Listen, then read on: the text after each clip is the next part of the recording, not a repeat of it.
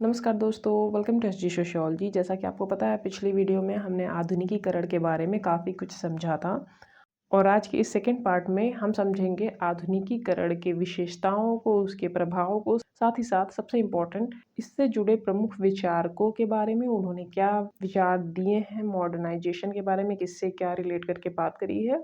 तो चलिए शुरू करते हैं आज का हमारा ये टॉपिक। देखो, मेनली आपको ये कुछ नाम याद रखने हैं। पहले हैं डैनियल लर्नर, दूसरे हैं एलेक्स इंकेल्स, नेक्स्ट हैं सैमुअल हंटिंगटन और मैक्स वेबर या इमाइल दुर्खिम जैसे लोग। इनके जो विचारधारा है, इन्होंने आधुनिकीकरण के बारे में क्या बात करी है, शॉर्ट में आप देख लो। तो डैनियल लर्नर की अगर हम बात करें तो इन्होंने आधुनिकीकरण को किससे जोड़ा हुआ है, मीडिया, शहरीकरण प्लस साक्षरता के साथ जोड़ के इन्होंने आधुनिकीकरण को देखा है कि जहाँ जहाँ पे आधुनिकीकरण देखने को मिलता है वो किसके हेल्प से होती है, मीडिया के भी हेल्प से होती है, प्लस वहाँ पे अर्बनाइजेशन भी देखने को मिलता है। वहाँ के लोग काफ़ी ज़्यादा एटलीस्ट साक्षर तो होते हैं, एजुकेटेड तो होते ही होते हैं, प्लस साक्षरता दर भी अधिक होती है। देखो, जब भी आप बात करते हो डैनियल लर्नर के विचार के बारे में, तो उन्होंने मॉडर्नाइजेशन को कैसा देखा है, एक रेखीय उत्विकासी प्रक्रिया के रूप में, जहाँ पे क्या होता है कि सोसाइटी बदलती है from traditional to modern stages. Means इन्होंने मॉडर्नाइजेशन को एक रेखीय प्रक्रिया के रूप में देखा है। और ये रेखीय प्रक्रिया यानी कि ट्रेडिशनल से मॉडर्न बनने की जो प्रक्रिया है सोसाइटी की, वो कैसे होती है। इस प्रक्रिया में इंडस्ट्रियलाइजेशन, अर्बनाइजेशन या जिसकी बात हमने करी थी साक्षरता, मीडिया, इन सारी चीज़ों के द्वारा ये ट्रेडिशनल जो सोसाइटीज़ हैं, पारंपरिक जो समाज है, वो आधुनिक समाज के रूप में विकसित होते हैं। इन्होंने मास मीडिया पे भी फोकस किया है। इनका मानना था कि जो सोसाइटी में चेंज आ रहे हैं उसके एक एजेंट के रूप में काम करते हैं मास मीडिया। ये आपको भी पता है कि मीडिया के थ्रू कोई भी चीज़ आप बहुत जल्दी लोगों तक पहुंचा सकते हो। तो आधुनिकीकरण की प्रक्रिया में भी मीडिया का बहुत बड़ा रोल है। ये जो मॉडर्न वैल्यूज़ हैं या जो एस्पिरेशन है यानी महत्वाकांक्षाएं हैं आधुनिक युग की, स्प्रेड करने में काफ़ी मदद करती हैं, यानी उसका विस्तार करने में, फैलाव करने में, हर क्षेत्र के लोगों में, हर देश के लोगों में ये काफ़ी हेल्पफुल होती हैं। नेक्स्ट है एलेक्स इंकेल्स। इनके अनुसार आधुनिकीकरण केवल तकनीक या उद्योगों का विकास नहीं है, बल्कि यह लोगों के व्यक्तित्व और सोच में बदलाव से जुड़ा है। इंकेल्स का क्या मानना है कि समाज तभी आधुनिक बनेगा जब व्यक्ति स्वयं आधुनिक बने। देखो, बहुत सारे मॉडर्नाइजेशन के सिद्धांतकारों ने इकोनॉमिक और राजनीतिक यानी कि पॉलिटिकल स्ट्रक्चर पे फोकस किया है, बट इंकेल्स जो हैं वो जोर देते हैं इंटरनल ट्रांसफॉर्मेशन पे। उनका मानना है कि किसी व्यक्ति में, इंडिविजुअल्स में अगर कुछ चेंज आ रहे हैं, अगर उसमें कुछ बदलाव आ रहे हैं, तो अपने आप सोसाइटी मॉडर्न होती जाएगी। और उसी आधार पे उन्होंने एक मॉडर्न पर्सन की जो विशेषताएं हैं वो बताई हैं। आधुनिक व्यक्ति की विशेषता क्या क्या होती है, ओपननेस यानी खुलापन, समयबद्धता यानी वो टाइम का बिल्कुल प्रतिबद्ध है, जो टाइम उन्होंने दिया है उसके अकॉर्डिंग वो काम करते हैं, और वैज्ञानिक दृष्टिकोण। अर्थात जो आधुनिक व्यक्ति है उसमें क्या गुण होने चाहिए कि वो वैज्ञानिक सोच और तर्क में विश्वास रखे, बदलाव के लिए तैयार रहे। जैसे सोसाइटी चेंज होती रहेगी ना, तो परिवर्तन तो होते रहेंगे, उनके लिए वो रेडी रहे और नए अनुभव को अपनाने की भी इच्छा हो, यानी उसमें खुलापन हो, ओपननेस हो, प्लस अपने आप में क्या होना चाहिए, उसमें कॉन्फिडेंस, आत्मविश्वास होना चाहिए कि वो अपने भविष्य को बना सकता है। उसको जिस तरह की लाइफ चाहिए उस तरह वो मेहनत करके पा सकता है। प्लस आधुनिक व्यक्ति में एक और गुण होना चाहिए, वो सबसे इम्पोर्टेंट है, संस्थाओं पर विश्वास।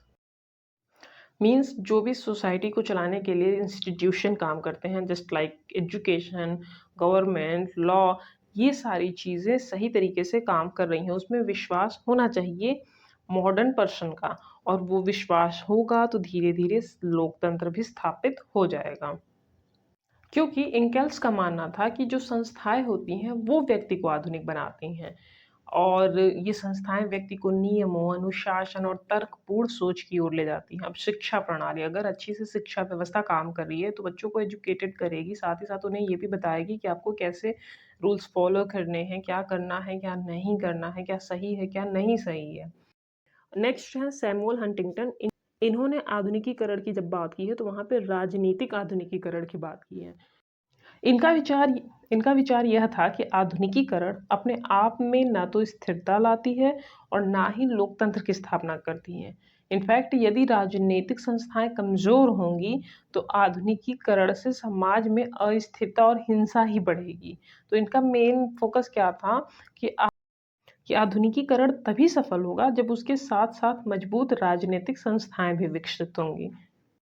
अर्थात कोई भी समाज हो, किसी भी सोसाइटी को पहले व्यवस्था और अनुशासन चाहिए, लॉ एंड ऑर्डर चाहिए, फिर उसके बाद डेमोक्रेसी आएगी। अगर लोग शिक्षित हो रहे हैं, समाज में शहरीकरण और आर्थिक विकास हो रहा है, तो लोगों की उम्मीदें भी बढ़ेंगी, उनकी मांगें भी बढ़ेंगी। और वो सारी चीज़ें अगर उनकी पूरी नहीं होगी तो जाहिर सी बात है लोगों में असंतोष पैदा होगा। और ऐसी स्थिति में क्या होता है, अराजकता फैलती है। तो इसलिए किसी भी समाज को पहले व्यवस्था और अनुशासन देना होता है। अगर हम बात करें परंपरागत विचारों की तो उनका क्या मानना था कि आधुनिकीकरण अपने आप में ही लोकतंत्र को लाता है। मतलब आप अगर मॉडर्न बन जाओगे तो वहाँ पे डेमोक्रेसी दिखने को मिलेगी। लेकिन हंटिंगटन ने इस विचार की कड़ी आलोचना की और उन्होंने कहा ये भ्रामक है। अगर आप देश में व्यवस्था और अनुशासन बनाओगे तो धीरे धीरे अपने आप लोकतांत्रिक हो जाएगा। अब हम देख लेते हैं इमाइल दुर्खिम और मैक्स वेबर के विचारों को। देखो, जब भी आप मैक्स वेबर या इमाइल दुर्खिम के बारे में बात करते हो आपको काफ़ी सारी इनकी जो थ्योरीज हैं, जो भी इनके विचार हैं उसके बारे में पता होगा।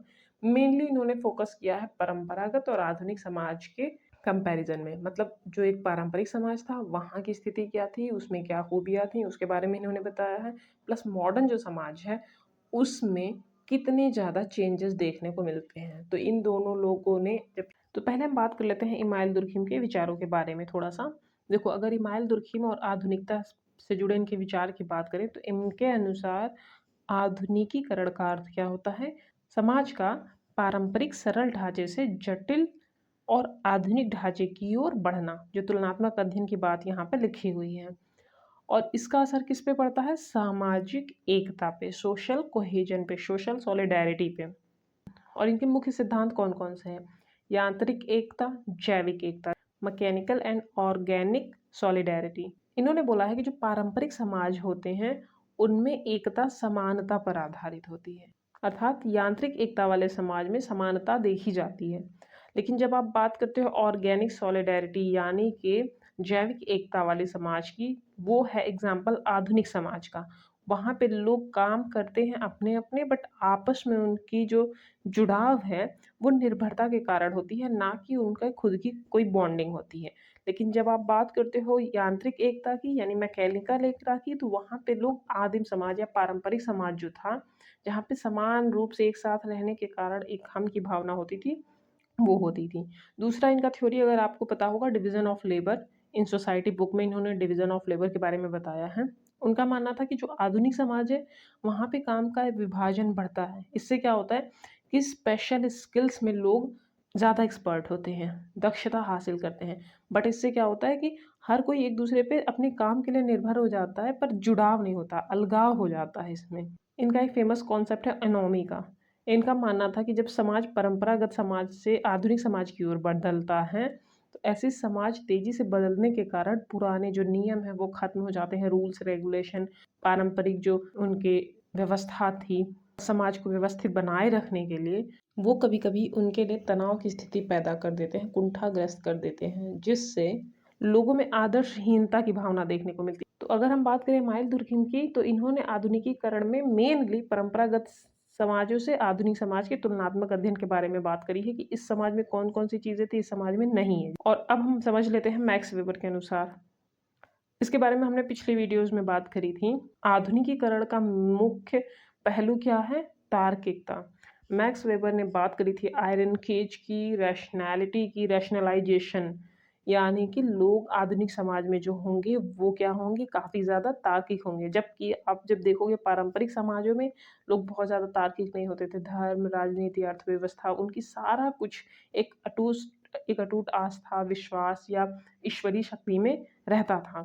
बट आधुनिक समाज में आते आते लोग रैशनलाइज्ड हो जाएंगे।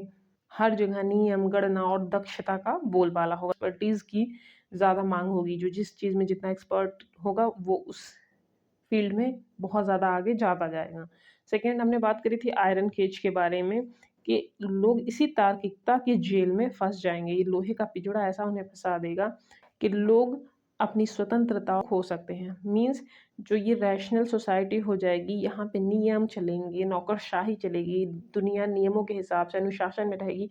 तो रैशनलाइज़ होने पे ये तार्किकता है, जो नियम है, जो अनुशासन है, ये लोगों को बाँध देंगे, यानी उनकी स्वतंत्रता भी खो सकती है ऐसी स्थिति में। एक हमने बात करी थी डिसएन्चेंटमेंट कॉन्सेप्ट की, अर्थात आधुनिकता के साथ क्या होगा, दुनिया से आध्यात्मिकता और भावनात्मक जो एक लगाव होता है, इमोशनल जो एक अर्थ होता है, यानी अगर कोई अध्यात्म में जुड़ रहा है या किसी से इमोशनली या भावनात्मक रूप से कनेक्ट हो रहा है, वो सारी चीज़ें खत्म हो जाएँगी। ज़्यादा रैशनल होने पे, बहुत ज़्यादा मॉडर्न होने पे, बहुत ज़्यादा साइंटिफिक होने पे, वो स्थिति ऐसी हो जाती है जब आप डिसएन्चेंटमेंट यानी मोह भंग आपका हो जाता है सोसाइटी के लोगों के साथ, आप उनके साथ जुड़ाव नहीं महसूस कर पाते। तो अगर हम शॉर्ट में बोलें, एक लाइन में बोलें कि इन दोनों के विचार क्या हैं, तो देखो जब आप बात करते हो इमाइल दुर्खिम की, तो इन्होंने मुख्यतः फ़ोकस किस पे करा था? सामाजिक एकता पे। और आधुनिकीकरण का अर्थ इन्होंने क्या बताया था? श्रम विभाजन और नए समाज में समाज की रचना कैसी है। और इसमें इन्होंने ये बोला था कि समाज के जो नियम हैं उनका पतन हो जाएगा। कैसे? एनोमी में। एनोमी में क्या हो जाएगा? आदर्श की हीनता हो जाएगी। जो एक आदर्श तरीका होता है रहने का, उसकी कमी देखने को मिलेगी। लोग अपने-अपने हिसाब से होने लगेंगे। कौन से समाज में? आधुनिक समाज में। और वेबर की अगर हम बात करें, तो उन्होंने तार्किकता और नौकरशाही पे जोर दिया है। और उन्होंने आधुनिकीकरण का अर्थ क्या बताया है? नियमों और तर्क पर आधारित एक समाज, यानी आधुनिक समाज का तात्पर्य क्या है? जहाँ पे रूल्स, रेगुलेशन और रैशनैलिटी हो, वो सोसाइटी क्या है? आधुनिक है। उन्होंने ये बात करी कि मेन कंसर्न क्या है? मेन मुख्यतः चिंता का विषय क्या है आधुनिक समाजों में? तो वो है loss of meaning, freedom, means iron cage. लोग बहुत ज़्यादा नौकरशाही में फँस जाएँगे, नियम कानून में फँस जाएँगे, इमोशनली किसी से कनेक्ट नहीं हो पाएँगे, स्पिरिचुअल जो एक फीलिंग होती है उस सब से दूर चले जाएँगे, तो वो एक आयरन केज में फँस जाएँगे। तो प्रमुख विचारकों के बारे में हमने बात कर ली, अब ज़रा-सा देख लेते हैं आधुनिकीकरण की विशेषताओं के बारे में।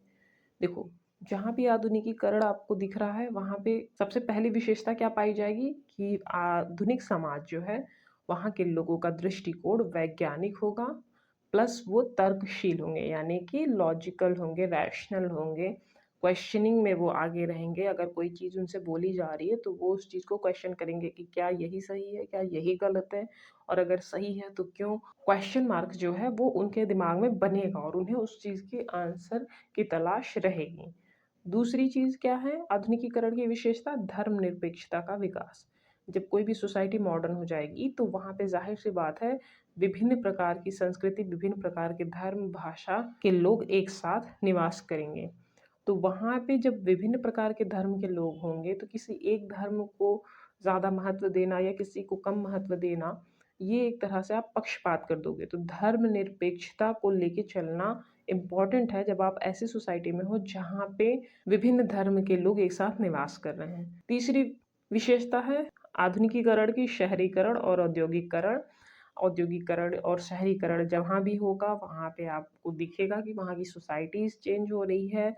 वो बिल्कुल अलग तरह का जीवन यापन करेंगे, परंपरागत जीवन यापन करने वाले समाज की तुलना में। नेक्स्ट है लोकतांत्रिक राजनीतिक व्यवस्था, अर्थात लोग खुद चुनाव करेंगे अपने प्रतिनिधित्व का, अपने नेता का, वोटिंग होगी और वहाँ पे राजनीतिक व्यवस्था होगी तो लोकतांत्रिक होगी, राजशाही या तानाशाही वाली व्यवस्था नहीं होगी। वहाँ पे लोकतंत्र होगा, वोटिंग होगी, लोग खुद चुनाव करेंगे और उसके बाद जिसे चुनेंगे वो करेगा जनता पर शासन।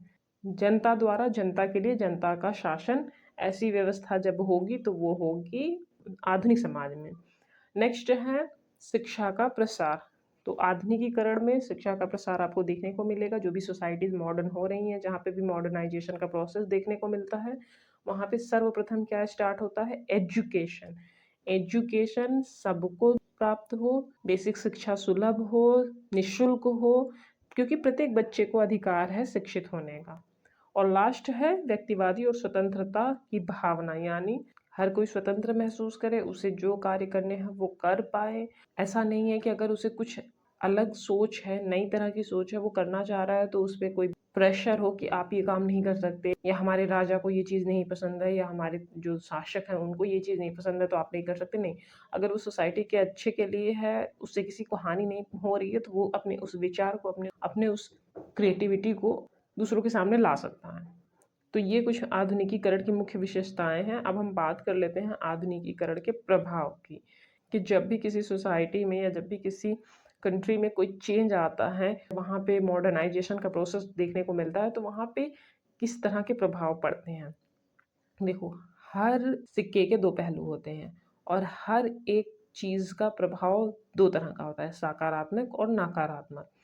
सकारात्मक अर्थात वो चीज़ें जिससे उस देश को, उस राज्य को, उस राष्ट्र को, उस समाज को फ़ायदे मिलेंगे। तो जब आप सकारात्मक प्रभाव की बात करते हो, तो जब भी कोई सोसाइटी मॉडर्न होती है या मॉडर्नाइज़ेशन का प्रोसेस वहाँ पे जब होता है, तो उसके उपरांत शिक्षा व स्वास्थ्य में सुधार होता है। दूसरा चीज़, जीवन स्तर में वृद्धि होती है। तीसरी चीज़ है, स्त्रियों की स्थिति में सुधार होता है। चौथा है, लोकतंत्र की स्थापना होती है। लोकतंत्र अर्थात जनता का जहाँ पे मत रखने का अधिकार हो। फॉर एग्जाम्पल इंडिया को ले लो, जब हम लोग गुलाम थे, उस समय की शिक्षा व्यवस्था या स्वास्थ्य की स्थिति देख लो, लोगों की जीवन स्तर के बारे में आप पढ़ लो, या स्त्रियों की स्थिति को आप देख लो। सब में आज का जो भारत है और पहले का जो भारत था, उसमें काफ़ी अंतर आपको देखने को मिलेगा। काफ़ी सारी चीज़ों में सुधार हुए हैं। हालाँकि बहुत अच्छी कंडीशन अभी भी नहीं हुई है, बहुत सारी कमियाँ अभी हैं, बहुत सारी चीज़ें हैं जिसमें अभी सुधार की आवश्यकता है। बट अगर आप कंपेयर करोगे तो इसकी तुलना में ये चीज़ काफ़ी हद तक सुधरी है। सेकंड चीज़ है नकारात्मक प्रभाव। इसके बारे में हम बात कर लेते हैं। जब हम बात करते हैं नकारात्मक प्रभाव की, मॉडर्नाइज़ेशन के, तो सबसे पहली बात सांस्कृतिक संकट, अर्थात जब एक से अधिक संस्कृति एक साथ निवास करेंगी, तो जो एक छोटी मात्रा में जो संस्कृति मानने वाले लोग हैं, या जो सोसाइटी है, या वो जनजाति ट्राइब्स हैं, उनकी संस्कृति पे संकट आने का खतरा है। क्योंकि जिस तरह की संस्कृति ज़्यादा लोग अपना रहे हैं, वो चलन में ज़्यादा आ जाएगा, फिर धीरे धीरे इनकी संस्कृति पे खतरा आ सकता है। दूसरा चीज़ है पारंपरिक मूल्यों का क्षरण। जब भी सोसाइटी मॉडर्न होती है तो विश्वास उनके बदलते हैं, उनका सोचने का तरीका बदलता है, उनके रहन-सहन के भी तरीके बदलते हैं। तो उससे क्या होता है, जो उनके पारंपरिक मूल्य हैं, यानी परंपरागत तरीके, पीढ़ी दर पीढ़ी जो परंपराएँ हैं, या जो विश्वास हैं, या जो कार कर्मकांड है चले आ रहे हैं, उनका ह्रास होने लगता है, या उसमें थोड़ी-सी कमी देखने को मिलती है। पहले के लोगों की तुलना में आज के लोग कम पूजा पाठ में यकीन रखते हैं, या कम उस हद तक वो रीति रिवाज या परंपराएं या वो रिचुअल्स फॉलो नहीं करते हैं। इसी चीज़ के बारे में यहाँ पे लिखा गया है कि सांस्कृतिक संकट भी आपको देखने को मिल सकता है, पारंपरिक मूल्यों का क्षरण भी आप देख सकते हो, प्लस सामाजिक असमानता में वृद्धि। देखो, जब भी सोसाइटी मॉडर्न होगी तो वहाँ पे असमानताएं भी देखने को मिलेंगी। वहाँ पे दो तरह के वर्ग बन जाते हैं, एक जो काफ़ी रिच हो जाते हैं, एक जो है पुअर हैं। रिच मीन्स जिनके पास एबिलिटी है, या जिनके पास सारी सुविधाएं हैं, प्रिविलेज है, वो ज़्यादा अच्छे से आगे बढ़ते जाते हैं, धनी और धनी होता जाता है, गरीब और गरीब होता जाता है। ऐसी स्थिति में समाज में असमानता बढ़ जाती है। जो जो भी औद्योगिक जो भी आधुनिक समाज होता है, वहाँ पे पूंजीवाद काफ़ी ज़्यादा होता है। पूंजीवाद काफ़ी ज़्यादा देखने को मिलता है, औद्योगिकरण देखने को मिलता है। तो ऐसी स्थिति में जो लोग फैक्ट्रीज़ बना रहे हैं, या जिनके पास ज़्यादा ज़मीनें हैं, जितने जिनका संसाधनों पे ज़्यादा अधिकार है, वो लोग अपने इन चीज़ वो लोग अपने आप को और ज़्यादा धनी बनाते जाते हैं, और जो मध्यम वर्ग है या निम्न वर्ग है, वो इनके द्वारा शोषित होते जाता है। तो ऐसी स्थिति में असमानता की वृद्धि हो जाती है, जिससे जो कि समाज के विकास के लिए हानिकारक है। तो आधुनिकीकरण के प्रभाव में हमने जो देखा नकारात्मक प्रभाव, ये देखने को मिलते हैं, सकारात्मक प्रभाव ये हैं। तो आज के लिए बस इतना ही। आई होप आपको ये टॉपिक अच्छे से समझ में आया होगा। अगर आपको इस टॉपिक से रिलेटेड कोई भी डाउट्स हैं तो कमेंट बॉक्स में पूछ सकते हो। आज के लिए बस इतना ही।